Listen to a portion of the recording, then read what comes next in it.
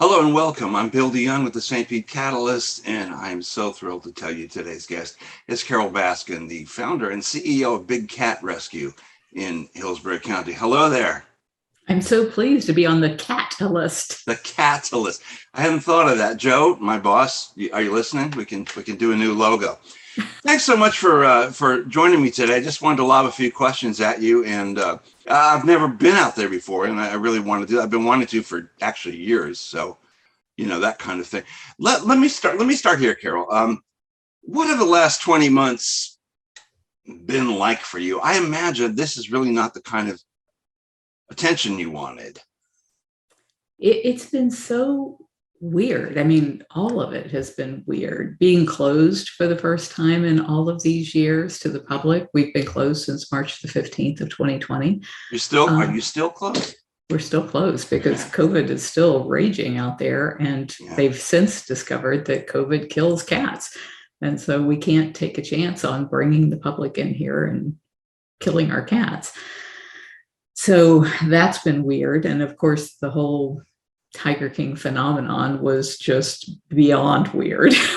Yeah, well, that's what I mean. It's specifically that, again, it's not the kind of attention you wanted. Can we talk about when you agreed to do it in the first place? You've talked about this before, how they presented it to you and how they kind of screwed you over, I guess. For years, we would work with any media team, any television company, any podcast, any radio show, anybody that wanted to come out to the sanctuary. We were happy to talk about the issues with them. And we're no different with the producers of Tiger King. They told us that they were working on a show called, or not what it was called, but they said it would be the Blackfish for big cats. And if you saw Blackfish, it was what finally woke people up to the fact that orcas and dolphins don't belong in swimming pools. They belong in the wild. And so our mission has been to end the trade of big cats and to protect them in the wild. And so we thought this is great. And so we were working with them for 5 years. And during that 5-year period, we were also working with a lot of other filmmakers as well, like Mike Weber from The Conservation Game and Michael Stamstag, who did Hidden Tiger, other people who have put out excellent documentaries. And so when the teasers came out in early 2020 for something called Tiger King, we started calling around because everybody in that industry knows everybody else. And we were like, who's working on that show? What is that about?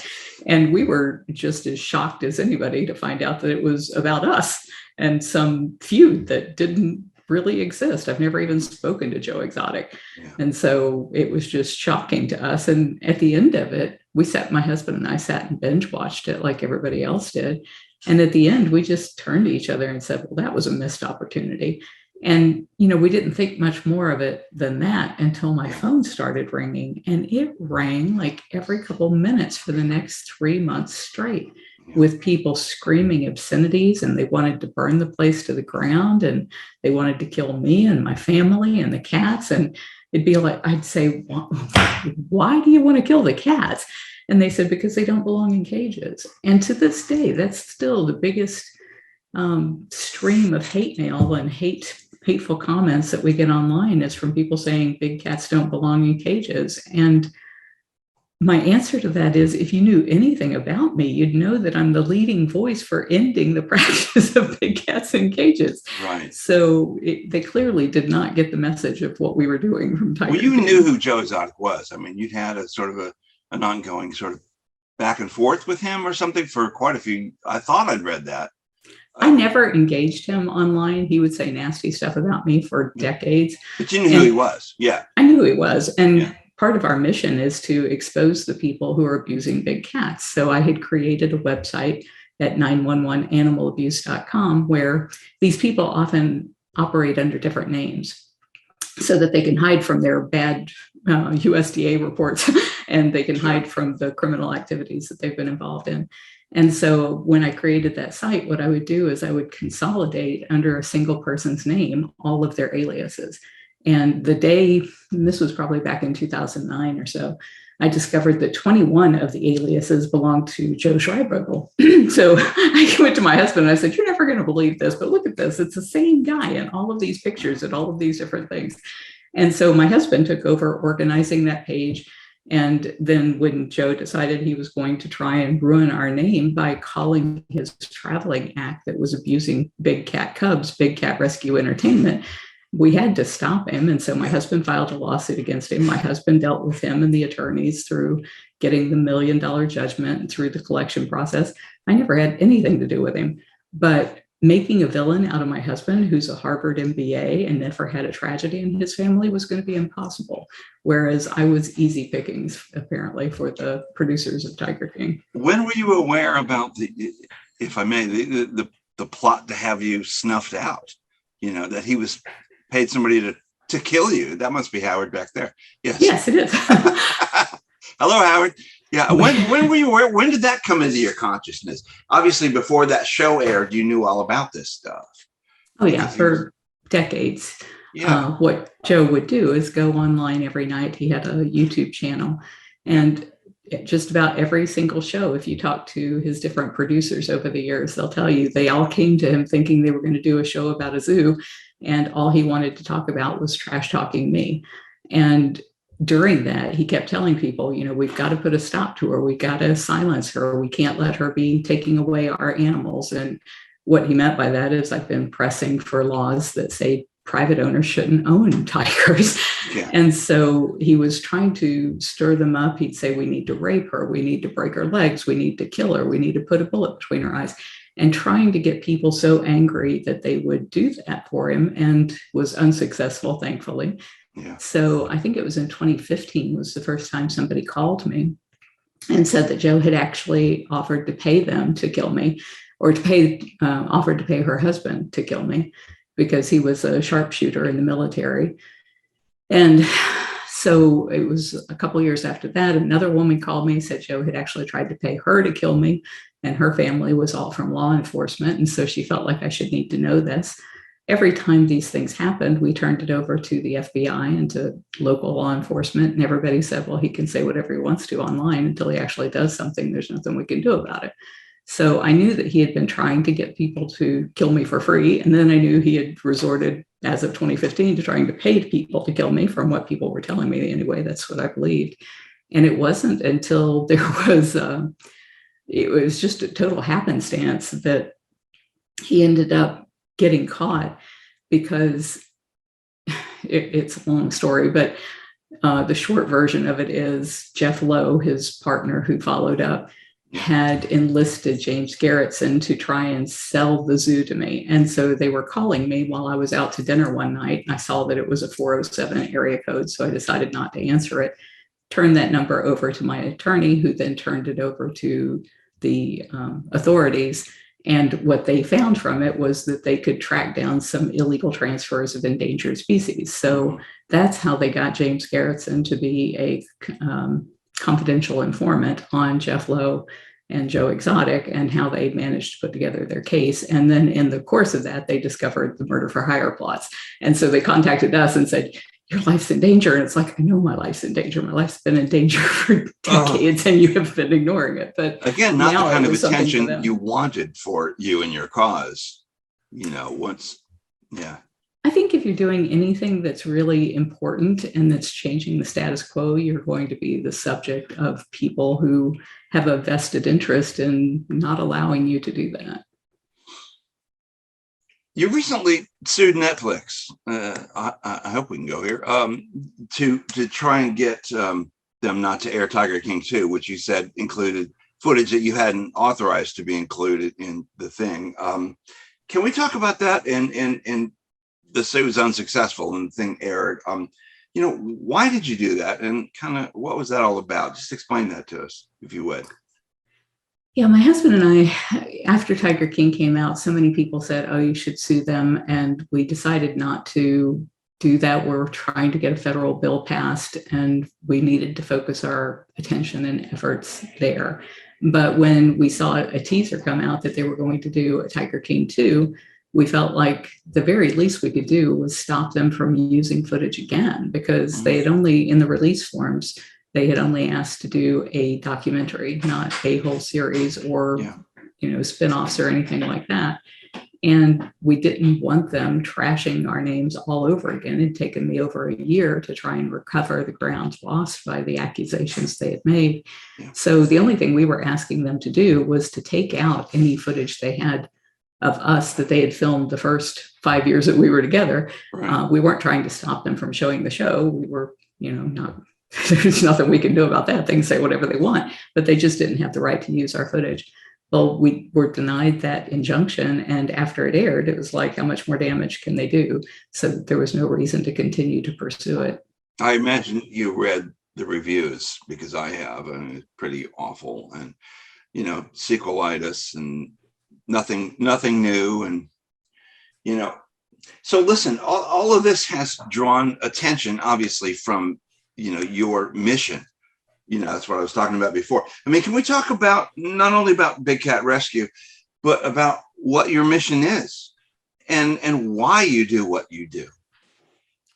My vision is a world where all wild cats live free. And I think we can actually do that. And I think the answer to making that happen is actually something that benefits every single person on this planet. But we can't reach that ultimate goal as long as we are doing things like speed breeding tigers, using them as cub petting props, and then discarding them into private hands where they can then end up in the illegal trade for their parts, which stimulates the demand for that whole industry, which is what's causing the extinction of the tiger in the wild. So the very first step is to stop the cub petting, phase out the private ownership, only because all those cubs that they use, they can only use them until they're about 12 weeks old. And then they can take a finger off a child. So that's when the people like Joe and Jeff and all of those guys will dump them into private owners. Yeah. And then a year later, that cat's 200 pounds and they can't get rid of it fast enough. So it's not like there's a huge demand for people wanting to have pet tigers. They're just stupid and don't realize that cute little cub that's this big is now going to be 200 pounds in a year. Yeah. So my ultimate goal is to see all of that private ownership end, and for zoos to adopt a more humane approach to what they say they're all about. They say they're about conservation, but for the last 200 years, we've had zoos and we've brought every single species of exotic cats right to the edge of extinction. And so that model didn't work, and we need a new model. And I think the new model is to have internet streaming cameras on these cats in the wild where they live, and have a subscription fee, just like you would pay for Netflix, to be able to see those cats living free in your headset. So you're right there in the middle of the action. And for people who can't afford a $500 headset, then they go to the zoo and they use the zoo's equipment. And the zoos can do so much more to give you that whole immersive feeling. Like you go into the Himalayan building and it's blowing cold air on you and your whole family are there in your headsets together and you're witnessing these snow leopards in the wild raising their young. And, sure. Yeah. Okay. That's cool. Let me be clear for the people who will be watching this and saying, oh, she's talking about cats in captivity. Talk to me about Big Cat Rescue and who lives there and why they're there. You don't just have a bunch of big cats in cages because you want to. Right. Yeah, at our peak, we had about 200 exotic cats, and most of our cats initially had come from fur farms. In the 90s, we bought out every single fur farm that was raising cats for their fur, with the agreement that they never kill cats for their fur again. And so we ended the trade in cat fur in the United States. And now the entire fur industry is pretty much dead as of about 2018. But when those cats came out of the fur farms, they had to go into cages. The only cats that are legal to release into the wild are those who were born in the wild. All of these cats were captive born. Right. And so people have since, when they knew we had 200 cats, they started calling and saying, would you take my lion? Would you take my tiger? And these are the people who, stupidly got them as pets when they couldn't be used as photo props anymore. And now they've outgrown their homes or backyards. It costs $10,000 per tiger per year just for their food and vet care. Nobody can afford that. Nobody that can afford that, anybody who can afford that is smart enough not to want that in their backyard. But stupid people think they're going to have a tiger in their backyard and be the baddest guy in the trailer park. And that cat is just going to eat them out of house and home. Well, it's like when you were kids, in the back of Boy's Life magazine, you'd pay $2 for a baby alligator and put it in the bathtub, and then suddenly you've got this thing. I grew up in Florida, right? So that's something I'm very familiar with. So how many cats are there now? And I mean, are they all from this fur trade? Did they come out of private homes and things like that? They come out of like circuses? And I mean, are they obviously none of these animals can be released into the wild? Correct. So since I was 17 years old, I've done bobcat rehab and release. So if a bobcat gets hit by a car or it's orphaned, those are cats we can fix up and put back in the wild. And we still do that. We do a lot of that. We do more of that than anybody else. But the other cats, and those are right now, we have 6 bobcats who are in rehab, and they'll be going back to the wild just as soon as they're big enough, old enough, or healed enough to do that. But all of the rest of our cats, and we have, I think, 48 right now, they are, we just lost our last lion, but we have tigers and a leopard, a jaguar, servals, caracals, bobcats, and hybrids thereof, where people will breed a serval to a domestic cat to get what is called a Savannah cat. That never works out for people either. By the time they're a year and a half, they're spraying urine all over the house. And it doesn't work out for the cats either, I assume. Yeah. No. So those cats are doomed to live the rest of their lives in cages, and we give them a home for the rest of their lives. But sanctuaries aren't the answer. We shouldn't be just rescuing animals from bad situations. We should fix and end those bad situations. And so that's why we have gone so strongly after ending the cub petting, which is what drives the vast majority of the breeding and discarding. And then the smaller cats, I'm never really too worried about people breeding servals or bobcats for pay-to-play props, because those cats will tear you up from the very beginning. So I don't think that's ever going to be a thing. But if it is, we'll try to end that too. Are you concerned, Carole, that all that's happened and all the things we've been talking about with vis-a-vis Joe Exotic and this unwanted attention, they've hurt your credibility and maybe your reputation as an activist? I mean, that there probably are lots of people around there who think, she's a husband-killing kook. Does that hurt? You know what I mean? Do you think about that? Does it hurt what you do? Does the message not get across because they think of you that way? And, some people do. Yeah. People who saw Tiger King do. Nobody's really thought that before. Because anybody who does any research at all would have found that so many of the things that were presented in Tiger King were either total fabrications or were just twisted completely out of context. But I was worried after Tiger King came out that it would be so much harder to speak up for the cats, because if I'm going to make an appointment to go meet with a congressman, are they going to even want me in their office, or are they going to be fearful that their constituents would say things like, why are you meeting with that gold digging, home wrecking murderer? Because that's the only information that they have about who I am. They don't know anything about the actual facts. How do you turn that around though? Well, I'm not, Well, actually, Tiger King 2 did me a great favor. The problem is nobody saw Tiger King 2 because it was such a bomb. But in Tiger King 2, the attorney for Anne McQueen, Joe Fritz, actually produced a document that he claims came from the Homeland Security, stating that Don Lewis was alive and well in Costa Rica. Well, if you think about that, Don disappeared in 1997. Homeland Security wasn't even created until 2002. So they were saying 5 years later, after they had been formed, that he was alive and well in Costa Rica.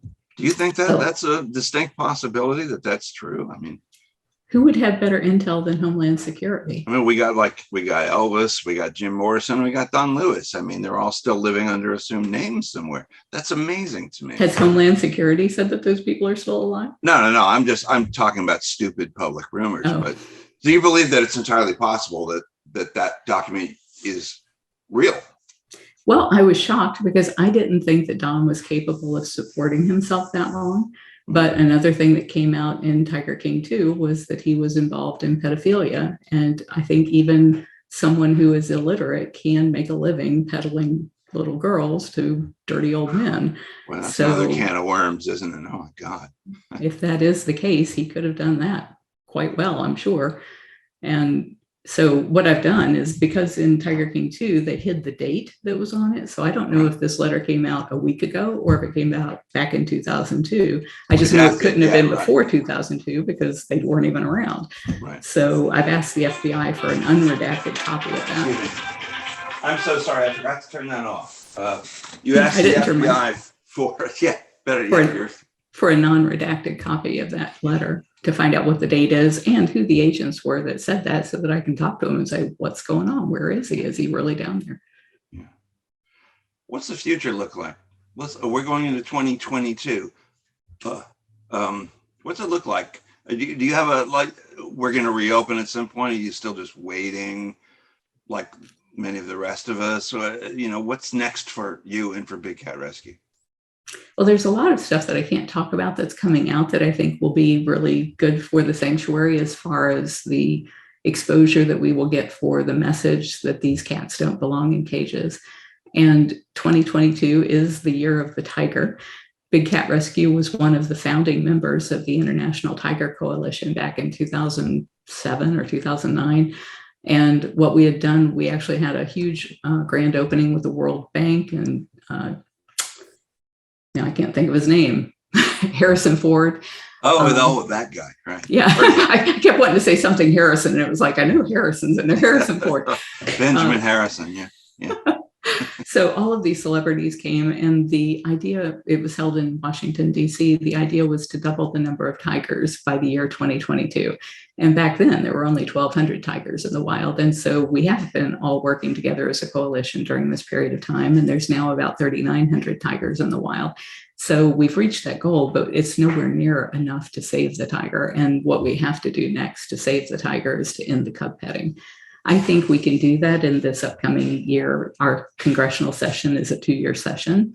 We already have 250 co-sponsors on our House bill, and we have new co-sponsors signing on every week or so on the Senate side. So I'm really excited about the prospect of ending the cub petting, phasing out the private ownership, and then actually being able to save the tiger in the wild through these technological advancements that we currently have. And that's why I've been looking so much into cryptocurrencies and NFTs, and how can we monetize these cameras in such a way that the money goes back to the people who actually live near tigers, so that they all are rewarded by protecting the areas where these cats live. They should be the ones that benefit, get the lion's share of the money out of this, not government agencies or anybody that's going to use that money for purposes other than saving the tigers or the other big cats.